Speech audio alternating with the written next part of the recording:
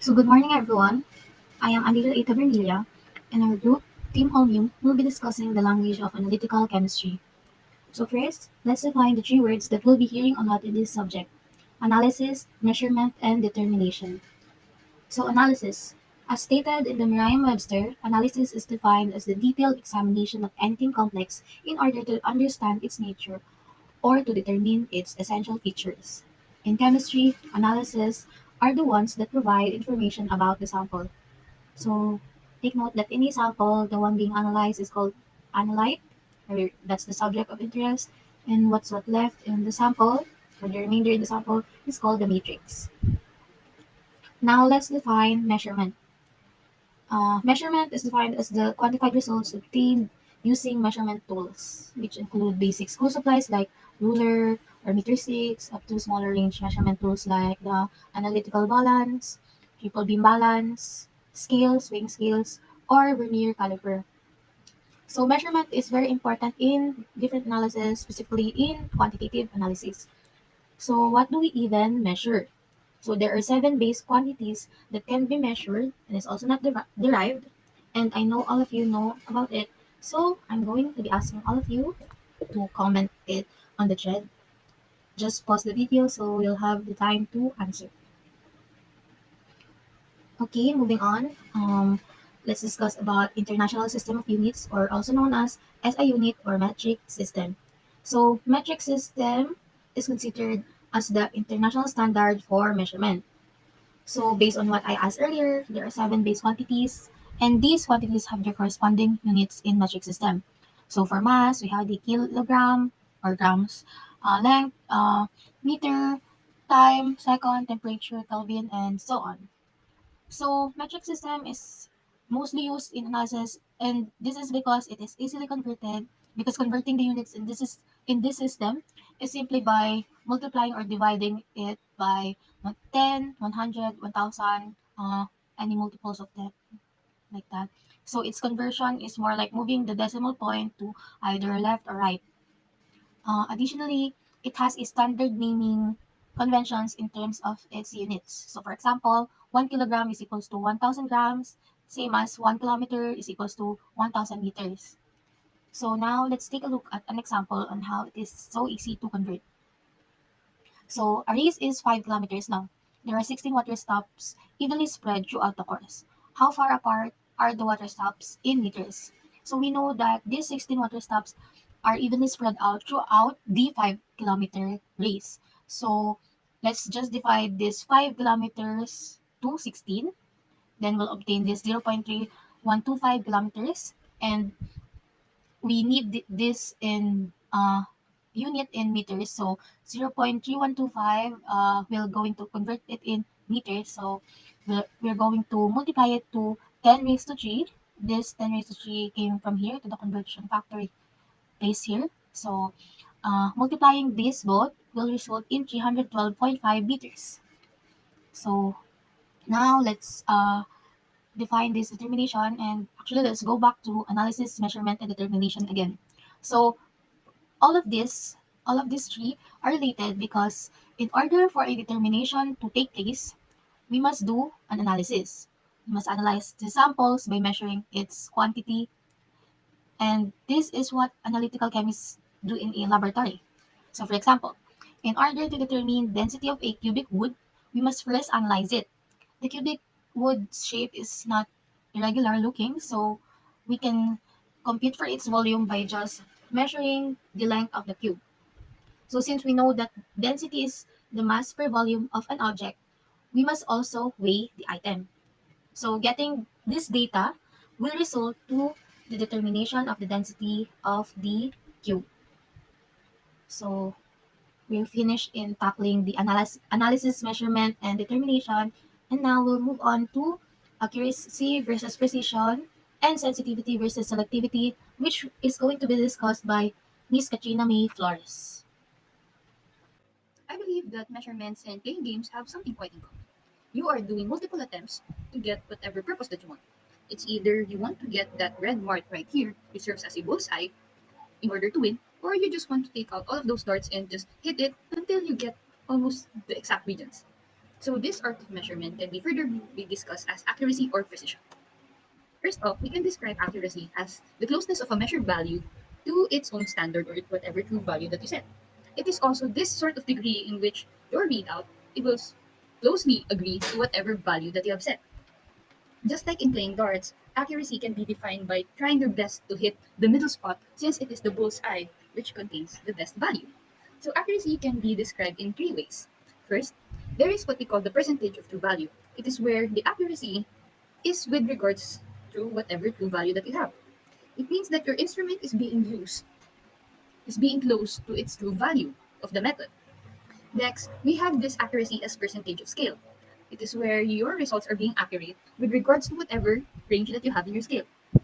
It can be better understood, for example, taking up measurements. You want something to be at least at 35 degrees, but we are uncertain that there are external factors that may result for you to not get the exact value. So we're going to set up ranges from -1 degree to +1 degree. So whatever value that you get within that range or exactly at that standard value, it means that your value is being accurate enough to scale. And if you're getting exactly the value of the 35 degrees, you are getting accurate based on its true value. Lastly, point accuracy is the accuracy at a literal value. It is the best example of the darts wherein you just try your best to hit the bullseye without considering any sort of scale or any numerical value in it. Your point is to just hit that middle spot and you are being accurate as possible. On the other hand, we have another method called precision. It is literally defined as the quality of exactness in measurement. It means that precision talks about the closeness of two or more values from each other without even considering a standard. It is also described as the variation of a measurement wherein several values are in the same factor. Precision in darts is like we show here is that you are trying to hit whatever region in the dartboard just as long as they are truly close to each other. You are not even thinking whether you're going to hit the bullseye or whether you're hitting the lowest mark. What matters is that you get them as consistently as possible. So precision can be either repeatable or wherein after multiple attempts, you always tend to get that same value in the short time. For example, it is where you're going to measure a marble, like a Holland. Then your ruler always tends to get the diameter at 2.2, 2.1, then 2.2, 2.2, and 2.2 again. So you have concluded that your measurement is at around 2.2, which is precisely what your readout says. But you are not considering that the standard for a Holland is like at 5 centimeters. On the other hand, reproducibility or being reproducible is where the value of your readout is being consistent after doing multiple attempts in that certain method. Using that Holland problem, you can say that you are being precise when you are measuring that object using the ruler at 2.5 meters, using a measuring tape at 2.5 meters, even a vernier caliper at 2.5 meters. Means that your product actually or measuring that Holland is being reproducible. But when you're only doing it with only one instrument and you're getting the same values, you are being repeatable. So how would even we relate accuracy and precision? We can use our very favorite shooting range. So in the first illustration, the red dots always tend to hit the middle spot. However, they are not exactly being close to each other. They just attempt to hit the middle spot, the bullseye. So we can say that this shooting range is low in precision but high in accuracy because the values are not being close to each other. However, they are being closer or they are being close to hit the bullseye. On the other hand, in the middle shooting range, we can see that the 5 attempts of darts or a shotgun try to hit this upper left spot very closely as possible. For me, it may be one shot away from making a huge hole. So you can see that this readout is highly precise but lowly accurate. Highly precise because their readouts are being as close as possible, very close in fact. However, you are not considering to hit the bullseye. But during measurements and experiments, your readout must be highly accurate and highly precise based on whatever standard value that you have. So based on this shooting range, you can see that the best results can be used when you're trying to hit the bullseye while you're consistently hitting that exact spot after multiple tries. So let us try doing two examples about this. I swear, it only takes like 5 seconds to answer this, and we can get the answers later.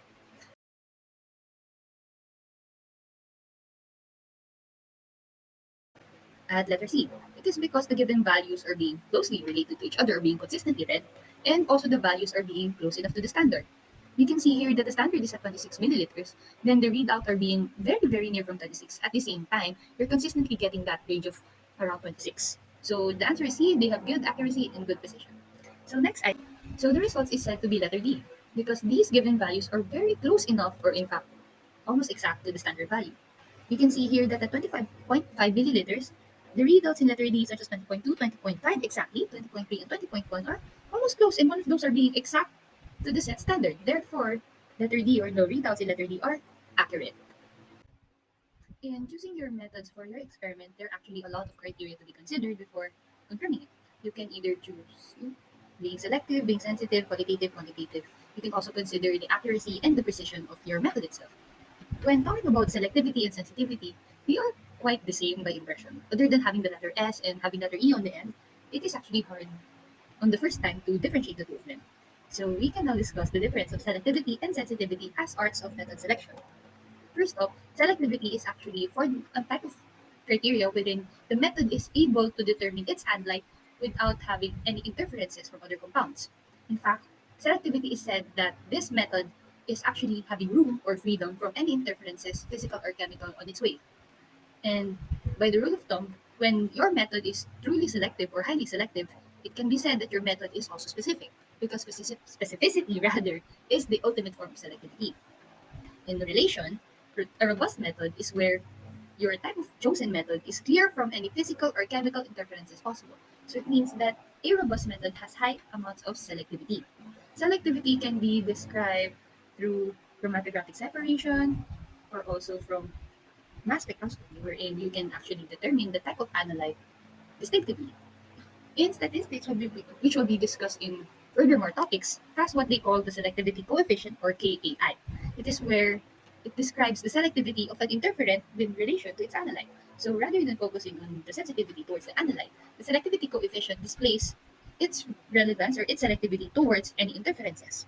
So it is actually expressed by the ratio of the interferent coefficient or Ki over the analyte coefficient or Ka.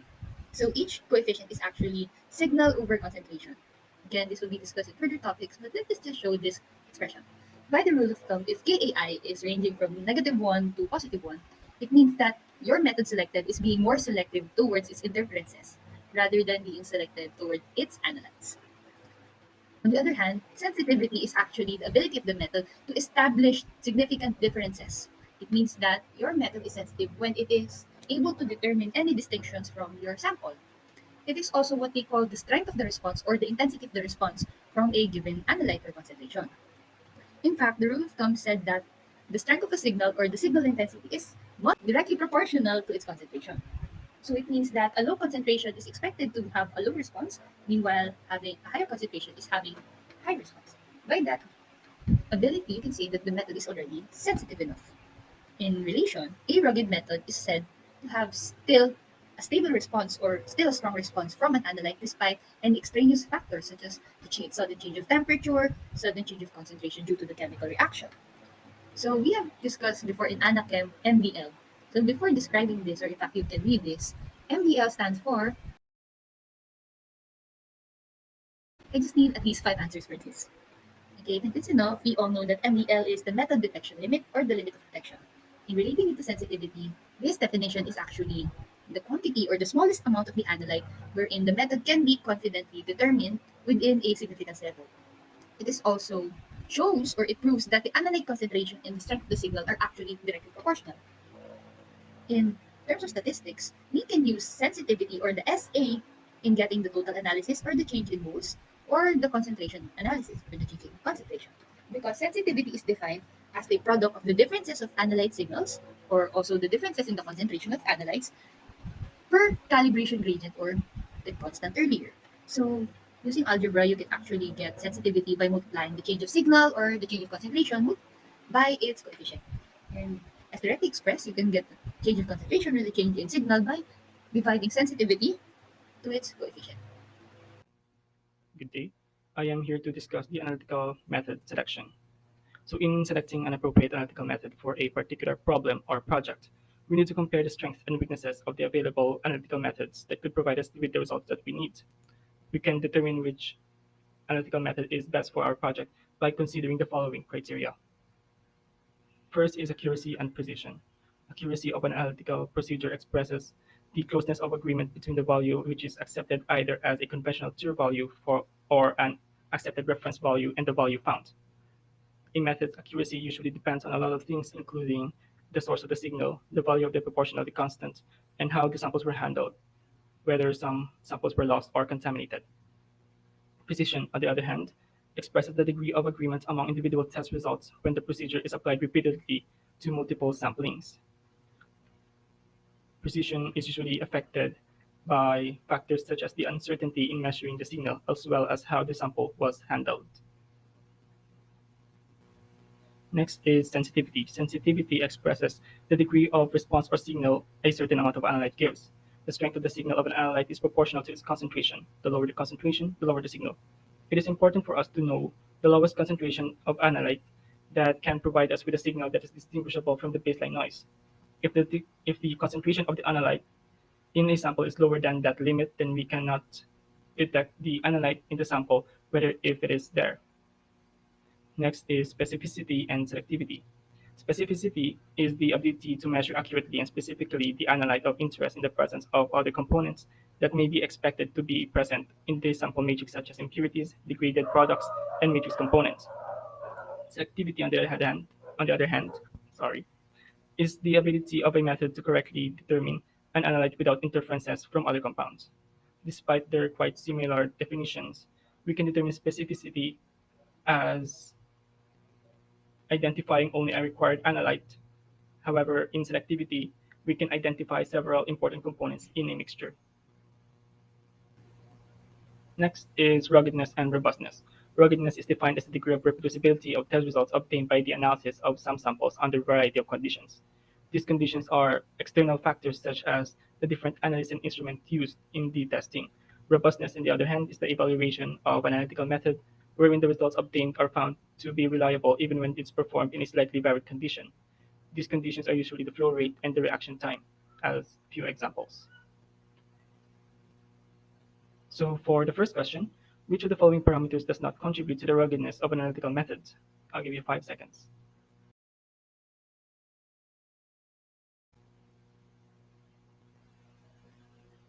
The answer here is letter C, flow rate. The rest, as mentioned earlier, are extraneous influencing factors or external factors that affect ruggedness, the analyst, the instruments, as well as the laboratory, while flow rate is an intrinsic method parameter which affects robustness. Next, we have the scale of operation. Scale of operation is defined by three limitations: the amount of sample available for the analysis, the expected concentration of the analyte in the samples, and the minimum amount of analyte that produces a measurable signal. Here we can see a graph of concentration of analyte, percentage weight per weight, and mass of the sample in grams. The diagonal lines that connects the two axes shows combination of sample size and concentration of the analyte, which contain the same mass of analyte. For example, 1 gram of sample that is 1% weight per weight analyte has the same amount of analyte such as 100 milligrams of sample that is 10% weight per weight analyte, or a 10 milligram sample that is 100% weight per weight analyte. So for our second question, the analyte in 1 milligram sample of 0.001% weight per weight analyte is isolated in 1 ml of solution. At what concentration does the analytical method determine the analyte for it to provide a reliable result? I'll give you 5 seconds. Okay, so the answer here is letter B, 1 nanogram per ml. 0.0001% weight per weight analyte in 1 milligram sample is equivalent to 1 nanogram of analyte, and in 1 ml solution, it is equivalent to 1 nanogram per ml concentration. And finally, we have equipment, time, and cost. Equipment, time, and cost refers to the analytical methods required equipment, the time needed to complete an analysis, and the cost per sample. Methods that rely on instrumentation are equipment intensive and may require significant operator training. This usually means that we need to invest money in for the equipment as well as hiring an operator to provide a reliable result. This method is usually quicker compared to alternative methods. However, alternative methods can be more cost efficient and would not require specialized equipment. However, it will take you longer time to conduct. Here are the summarized criteria and the shortened definition. It's also important to note that these criteria influences each other. Therefore, it is also important to either balance it out or prioritize a criteria based on the problem that you are trying to solve or the complexity of the matrix. That is all. Thank you. Hello, I'm Jeka. Let's proceed now with analytical procedure development. So it is a process of selecting an accurate assay procedure to develop and validate reliable methods for their intended purpose. So it is being done in able to attain either of these certain goals. So first is to improve established methods of analysis. Second is to extend existing methods of analysis to new types of samples. And last is to develop new analytical methods. So this process is being supported by a written documentation, including the analytical protocols and reports. So one of its application is in the pharmaceutical field. So every year may mga nire-release na new sets of drugs because very often may mga reports about its new toxicities na nagiging necessary lang to undergo analytical procedure development for their modifications. So let's continue with the steps of analytical procedure development. So first, characterization of sample or getting all the information about your analyte, and then defining your method goals of what do you want to get from the sample. And then you'll do literature search, and then you'll choose a method or what type of analytical technique you will use, instrumental setup, and then optimization or setting up your parameters and your conditions. And then next, you will evaluate your method development with your actual samples. And then last is to validate that method, which includes yung kung paano nyo quantify yung analysis or yung pagkuha ng percent recovery. So yes, method validation is part of the analytical procedure development because it answers the question kung yung pre-propose mo na analytical technique is appropriate for its meant use or not. So it also characterized yung mga mentioned terms such as yung accuracy, yung precision, robustness, selectivity and specificity, limit of quantification, and yung range. So this follows with the concept of quality assurance. So it describes the overall measures that a laboratory uses to ensure the quality of its operations. So it has this goal na ma-achieve yung high levels of accuracy and proficiency kahit na meron tayong mga konting baguhin with the test methods and the volume of our specimen na tinetest. So, including dito yung pag-inspect ng specimens, ng review ng transcriptional measures, and with verifying yung final reports. Other terminologies with the quality assurance, katulad ng pag-produce natin ng conclusions, pwede tayong magkaroon ng type 1 error or type 2 error. So for false positive, this is when we are getting a positive result from a test that should be a negative. And false negative naman, if you're getting a negative result, kahit na the truth is, it should be a positive result. So other terms such as yung blanks, we're familiar with this, na it account for the interference by other species in the sample and natitrace natin yung analyte natin with the use of blanks. Matrix naman, it refers to everything in the sample other than yung analyte natin. And then spike, or also called fortification, ito yung parang meron tayong known amount of analyte na dinadagdag natin sa sample to test lang kung same yung magiging expected result from our calibration curve.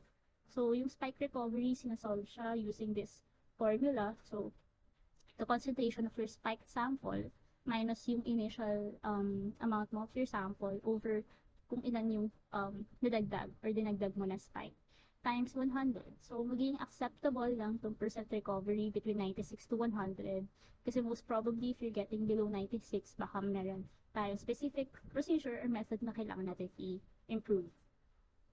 So last, let's try to answer this question. So suppose you must certify if the contaminant in drinking water is below or above the legal limit. So among the conclusions below, which one gives a false negative report? So A, concentration is above the limit when in fact it is actually below the limit. The concentration is below the limit when in fact it is actually above the limit. Or C, the contaminant concentration reaches the legal limit, therefore it is safe to drink.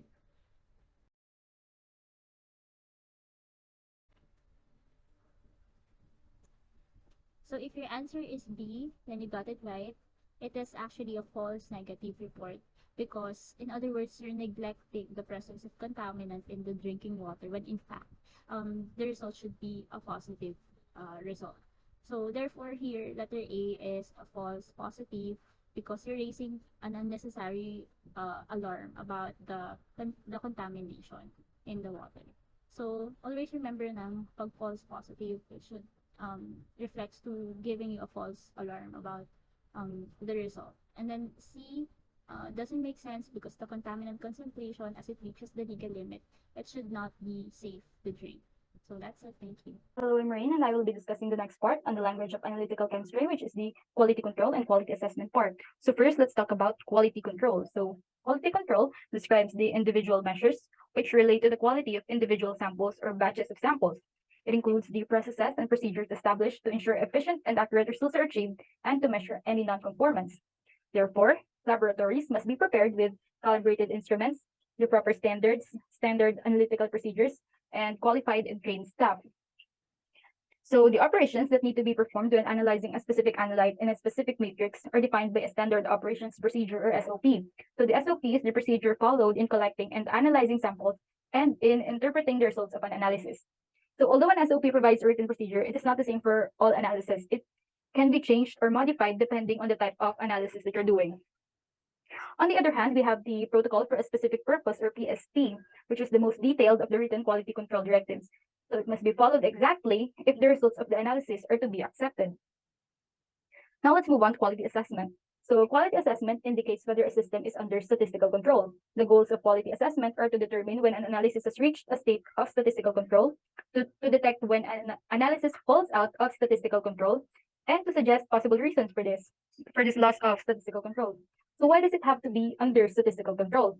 Because statistical control controls and monitors the quality of a production process. Now, under quality assessment, we have two categories. We have the internal methods and the external methods. So let's start with the internal methods. First, we have the analysis of duplicate samples. So an effective method for determining the precision of an analysis is to analyze duplicate samples. The results from the duplicate samples, X sub 1 and X sub 2, are evaluated by determining the difference D, or the relative difference D sub R, between the samples and comparing them to an accepted value. So alternatively, the results for a set of n duplicates are combined to estimate the standard deviation for the analysis where D sub I is the difference between the pair of duplicates. So the degrees of freedom for the standard deviation is the same as the number of duplicate samples. So let's try this example. So to evaluate the precision for the determination of potassium in blood serum, duplicate analyses were performed on 6 samples, yielding the following results.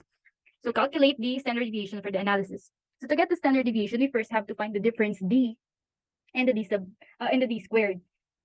So to get D, we have to subtract X sub 1 minus X sub 2 and then get D squared. And then put it on the formula for standard deviation, which is the square root of the D squared values here, over 2 times the number of duplicates, which is n, which will give us the answer 8.4.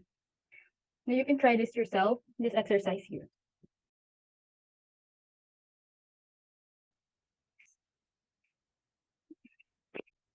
So next up, we have the analysis of blanks. So the analysis of blanks is the method of correcting the measured signal for contributions from sources other than the analyte. So it's just basically used for correction. So there are 2 types of method blanks. We have the field blanks and the trip blanks. So both of them are analyte-free samples, but the difference is that field blanks are exposed to sampling site, wherein the trip blanks are unexposed or unopened to sampling site. Okay, so the difference, also the importance of method blanks lies on the fact that it minimizes the room for error. Next, we have the analysis of standards. So the analysis of a standard containing an unknown concentration of analyte can also be used to monitor a system's state of statistical control. So ideally, a standard reference material or SRM should be used, provided that the matrix of the SRM is similar to that of the samples being analyzed.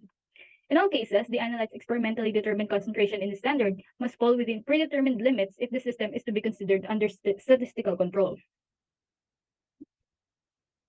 Lastly, under internal methods, we have the spike recoveries, or an analysis of a sample after spiking with a known amount of analyte.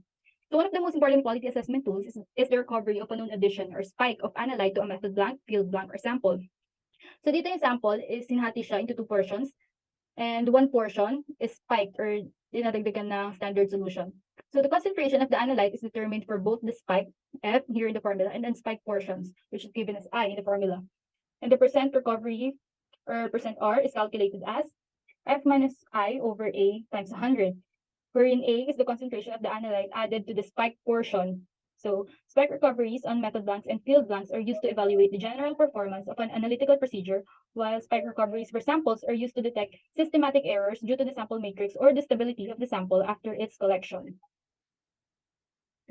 Next, under external method, we have the laboratory certification. So One external method of quality assessment is the certification of a laboratory by a sponsoring agency. So certification is based on the successful analysis of a set of proficiency standards prepared by the sponsoring agency. So proficiency standards is a standard sample provided by an external entity as part of certifying the quality of a laboratory's work.